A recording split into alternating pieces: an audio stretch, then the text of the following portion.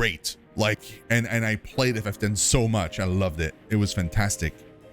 The graphics like blew me away. Like that starting sequence, like when you're in the city and stuff, like it just completely blew me away.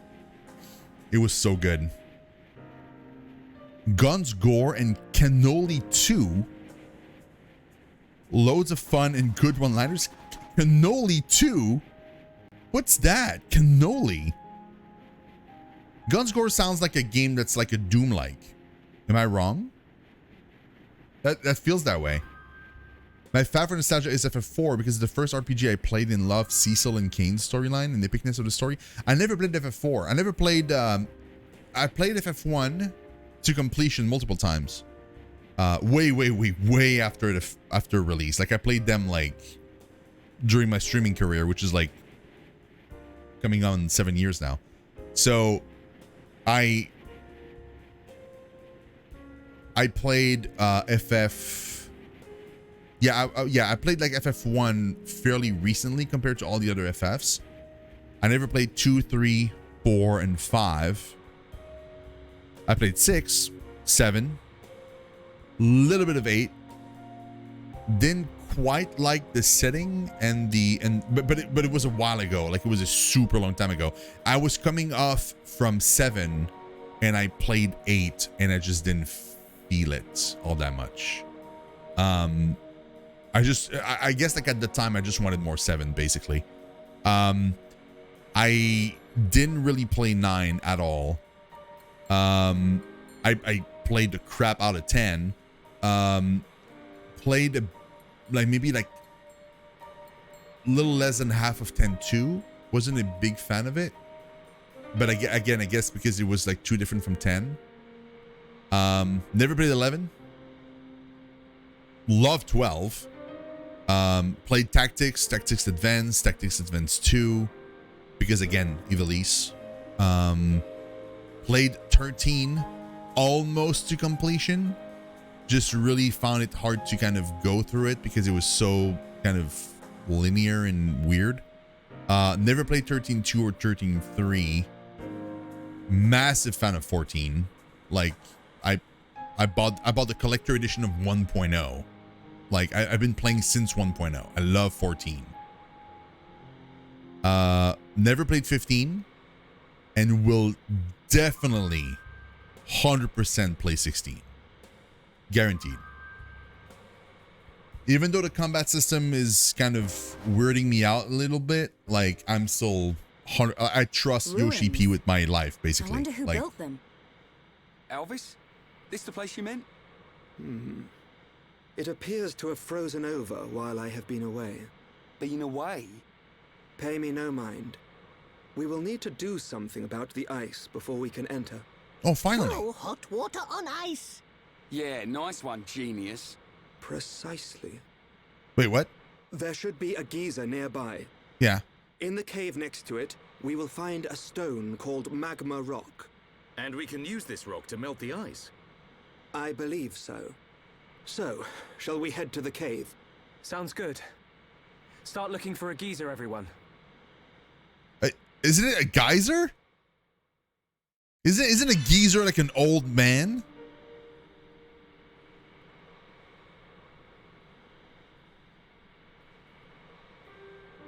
Why are we looking for an old man?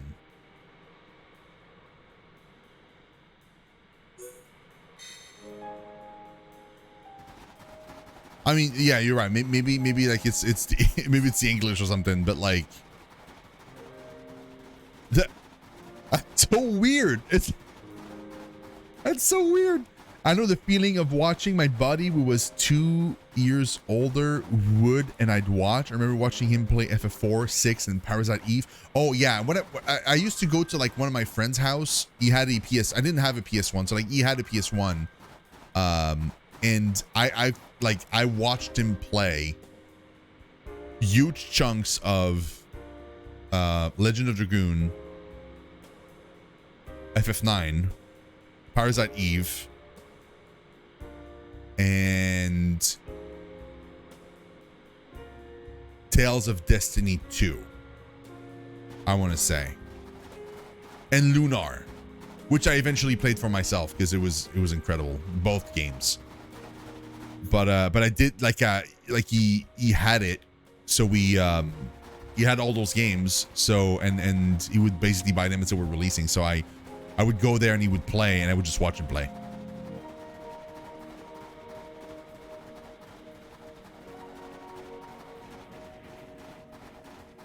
Yeah, Lunar games are awesome. The first one didn't age super well in terms of like the mechanics of like controlling. Like, I really dislike when JRPGs do this, where like the inventory is basically tied to the characters. So it's like each character has like their pockets, and you just have like a bunch of items in there. It's kind of clunky. And Lunar 1 is like that. So you have to like, there's a finite amount of items you can carry, and like if a character is not there, then you know, like those items you don't have anymore. It's really weird. But like other than that, like it's really good. The story is really good. The music is really good. And I love the characters. I still remember like one of my favorite character in it was in the second game. And I forgot his name, unfortunately, but like I always remember this. Like he, like every time he did an attack, because he was fighting with dice. He was like a gambler type character, and he was fighting with like rolling dice. And every time he would say like, "Lady Luck, be kind," and he would just like throw his dice. Everyone at work plays online competitive shooters and have no interest in other games. Yeah, like for me it's cool. Like the place I work at right now is really nice for that. Like there's a whole bunch of different people, and like they all have different interests. Most of the people will play like competitive shooters or like League of Legends, that kind of stuff, you know. But like we still have like a core group of people like in a separate chat room that are big fan of Japan, like the Japanese culture and stuff like that, and like and a lot of these are big JRPG fans. So I did, like, whenever I got to work for that new company, which is not in gaming, it was really nice to kind of have like friends that were kind of into that stuff. Oh, it's further in. Okay, I see. I could have teleported.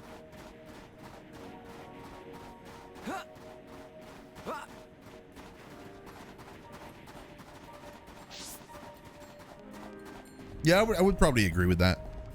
I mean, you know, AAA stuff. Obviously, indie games are doing fantastic stuff, but like, true that like a lot of the really good single player games are Japanese or Japanese make.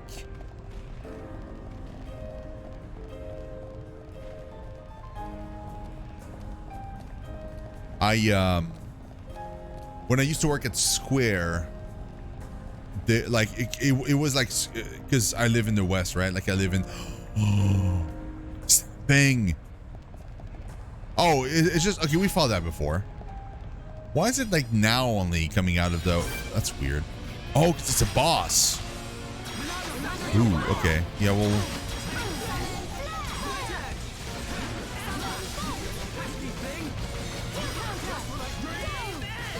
Conflagrant Raxiel. What a name. What a name. There were not a lot of people when I worked there that were fans of JRPGs. Like, surprisingly little, in fact. Like, I was working for Square Enix West, so it's basically like they were publishers. It was the publishing arm of Square Enix for Western games. So like Avengers, Life is Strange, Outriders, Tomb Raider, Deus Ex, that kind of stuff.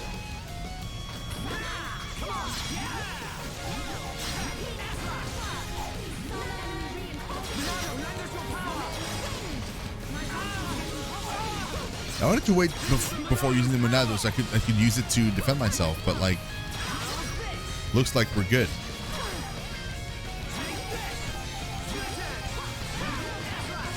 Looks like I don't need to.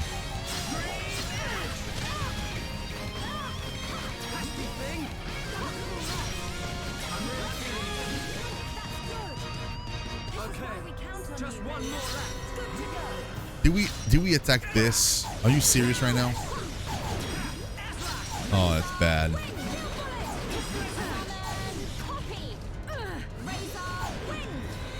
What did she summon coffee? Oh, it's gonna blow up, isn't it? Oh no! Stop! Yeah, whatever that blows up is gonna be bad news for everyone. You just know what's gonna happen too.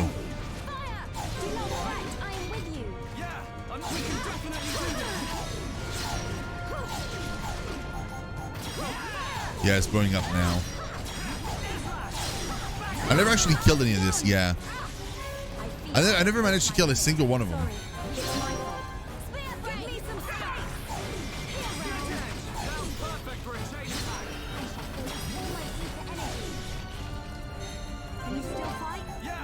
They always explode.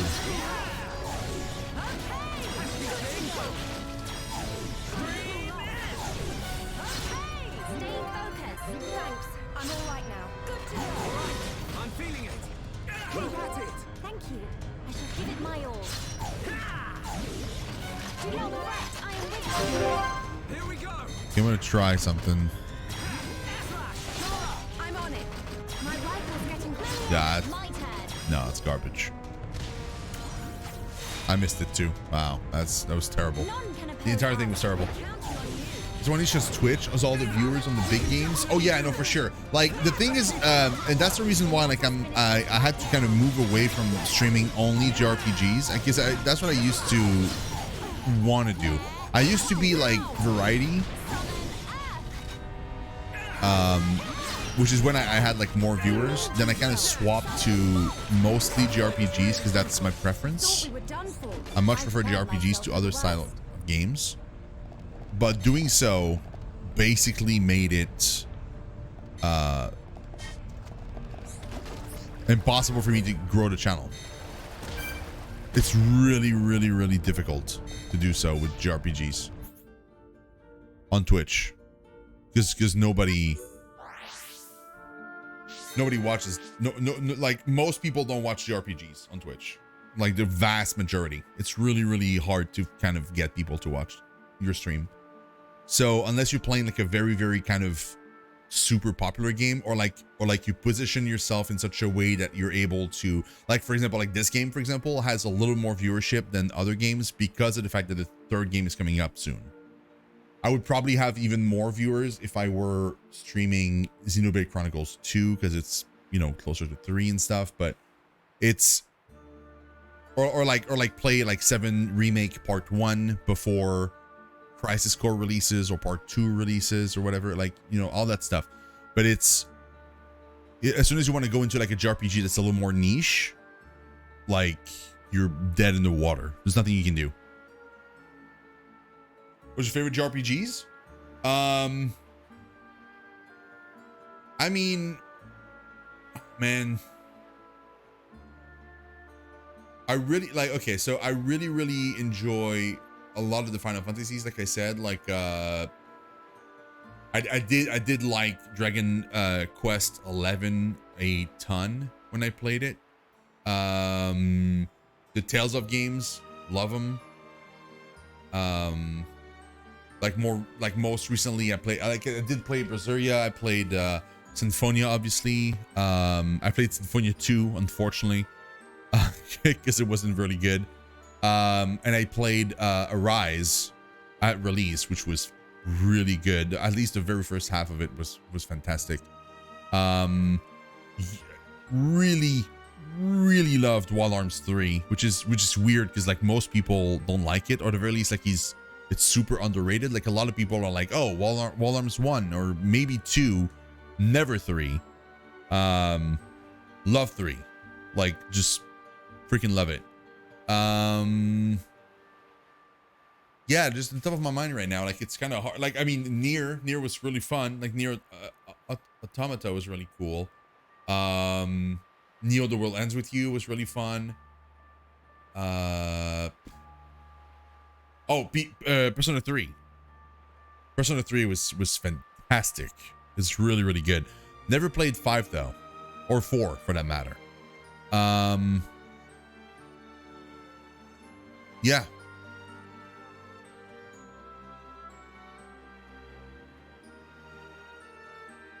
Oh yeah, 3 is a lot of puzzles. 3 is kind of weird because like the combat system is kind of I mean it's a turn-based system, but it's just like the way the camera moves around and stuff, it's kind of odd. They wanted to make it seem more dynamic, so like your characters just are running all over the place all the time. They're just like literally, it's the same as if they were just static, shooting at each other, right? Like attacking each other like any old JRPGs. But to make it seem more dynamic, the monsters and the characters keep running around as if they're like kind of rotating and like, but technically it doesn't change anything. Like even if your character passes between two enemies, it doesn't matter. I mean, DQ11 was my first DQ game. It's definitely super basic, but like if you like as a first game, it was really fun because it felt like a blast from the past. Basically, it felt like super kind of vanilla experience, which was kind of it was refreshing for me when I played it because it had been so long since I played a game like that. Obviously, like the Lunar games, I liked like almost all Zelda games. I mean, except for maybe 2, and it's just because it's ungodly hard.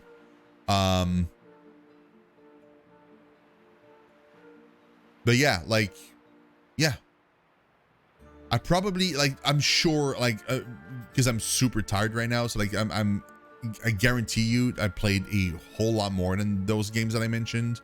I just cannot for the life of me think of anything right now. My mind is blank.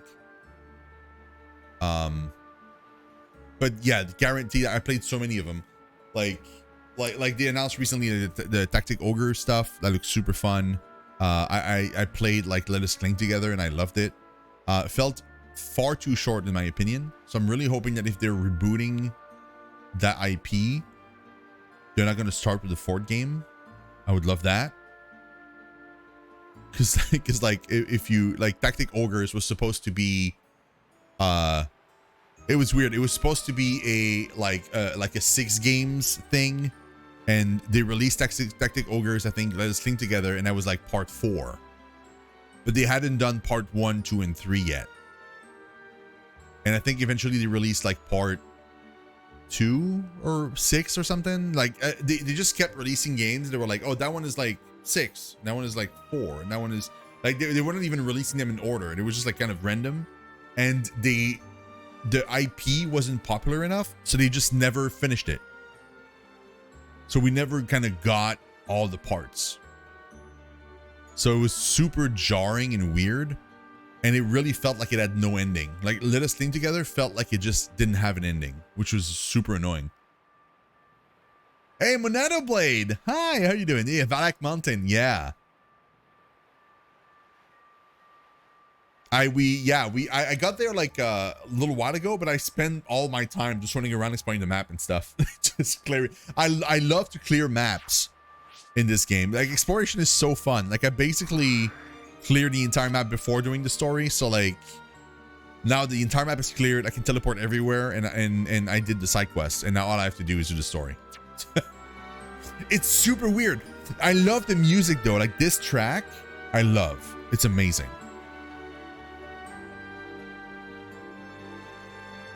I only played Berseria and Symphonia on the Tales games and like the stories, but there's a lot of fluff and the combat is okay for me. Yeah, it's an acquired taste, and they don't all play the same. So like some games will do the combat better than others. I like the combat in Berseria and Symphonia. I didn't like it in Vesperia. And that's a super unpopular take because like a lot of people love the combat in Vesperia. But like another thing is Vesperia, I didn't care for the story either. So literally the only thing that game had for me was the environments. Like the setting of some of the locations you were into were really, really imaginative and cool looking and stuff. And the characters were awesome. But like just I couldn't care less about the story. I really didn't like it. And I didn't like the combat system either. So like I had the hardest time finishing it. Even in fact, I don't think I even finished it. I think I stopped like almost at the end, and I was like, I'm done. I just couldn't do it anymore. Legit listen to this track in high school so much. Really, it's so good. Like I think I said that before, but like one of the composers for this game is the same composer for Kingdom Hearts, and it's I not necessarily this track, but like some tracks I can tell. Like some tracks I can hear like a hint of the way the Kingdom Hearts songs are made. Which I enjoy. I love Kingdom Hearts. And also like I find that the animation for Shulk running looks like Sora running. Especially when he's got his weapon out and he's kind of running around. It looks the same. Even like even this. Like whenever can he change his weapon? Can you make him get his weapon out? Yeah, like that. This pause that he had, like the stance he's got, really feels like Kingdom Hearts. It looks like Sora with the Keyblade. It's crazy to me. Like it just, I see it instantly. And yeah, like I said, like I love it. I love Kingdom Hearts. So like this is awesome for me. Like I just love this. It feels like a mix between Kingdom Hearts and like FF12 in a way. Because of the way your characters or your friends are kind of fighting and stuff. Like, I don't know, it feels kind of similar-ish. Even Goofy shoes and L'Oreal hair dye, and it's so, yeah, basically, yeah. This is so true. Sniffing had an interesting story in Berseria at Velvet, and the story was interesting for me. Yeah, exactly, yeah. Like, if a JRPG